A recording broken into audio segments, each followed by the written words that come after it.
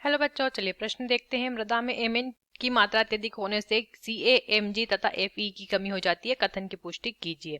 आइए जानते हैं यहाँ पे हमारे प्रश्न की मुख्य अवधारणा। लिखते हैं मुख्य अवधारणा। हमारे प्रश्न की मुख्य अवधारणा यहाँ पर संबंधित है खनिज खनिज पोषण से, पादप में खनिज पोषण। क्योंकि ये जो दिए हैं, देखिए मृदा में उपस्थित होते हैं खनिज। सबसे पहले तो खनिजों की बात कर लेते हैं। मृदा में खनिज उपस्थित होते हैं जिसमें दिया है Mn। ठीक से इसे लिख लेंगे। जिसमें हमें क्या दिया है, Mn, इसे कहते हैं मैंगनीज। मैग्नीज, ठीक है। दूसरा आप देख सकते हैं Ca, जिसे कहते हैं कैल्शियम। कैल्शियम। तीसरा दिया है Mg। Mg होता है मैग्नीशियम। मैग्नीशियम। और चौथा दिया है Fe, जिसे आयरन या लोह तत्व भी कहते हैं। ये क्या है, ये सभी पादप को प्राप्त होते कहाँ से, मृदा से प्राप्त होते हैं। मृदा से जड़ द्वारा इनका अवशोषण किया जाता है और पौधे को इनकी जरूरत होती है, पौधे को इनकी आवश्यकता होती है, जिसकी आपूर्ति मृदा से होती है।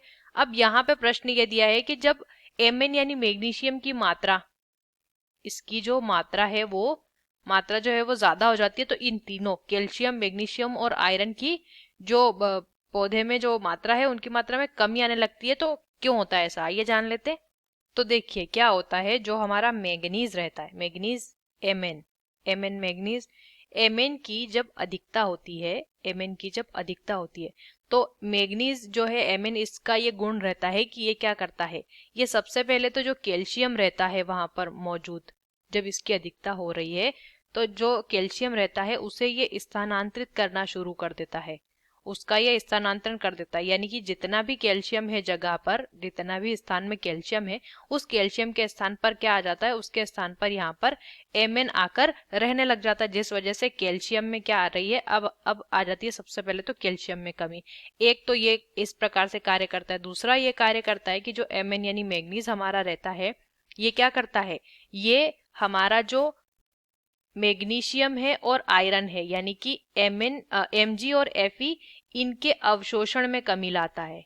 जड़ द्वारा जो इनका अवशोषण होता है, उस अवशोषण की दर को कम कर देता है, जिस वजह से मैग्नीशियम और आयरन दोनों की ही अवशोषण में कमी आती है।